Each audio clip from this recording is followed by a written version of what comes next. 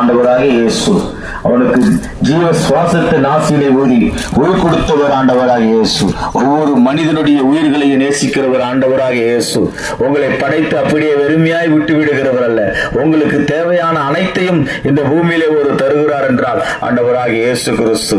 வேதம் இப்படியாய் சொல்லுது, அவர் நல்லோர் மேலும் தீயோர் மேலையும் நீதியின் சூரியம் மழையை வசிக்க பண்ணுகிறார் சொல்லு. இன்னைக்கு அநேகர் சொல்லுவாங்க, இவங்களாம் இவ்வளவு கெடுதல் பண்றான், மற்றவங்க குடும்பத்துக்கு இருக்கிறான், இவனும் நல்லா இருக்கிறான்.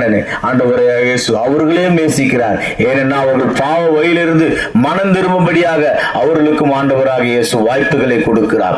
இன்றைக்கு நம்மை நேசித்து நமக்காக ஜீவனை விட்ட ஒரே மெய்யான தேவன் ஆண்டவராக இயேசு கிறிஸ்து.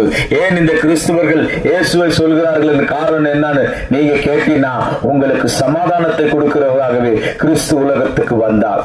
பாவிகளை ரட்சிக்க கிறிஸ்து உலகத்துக்கு வந்தார் என்று வேதம் சொல்லுகிறது.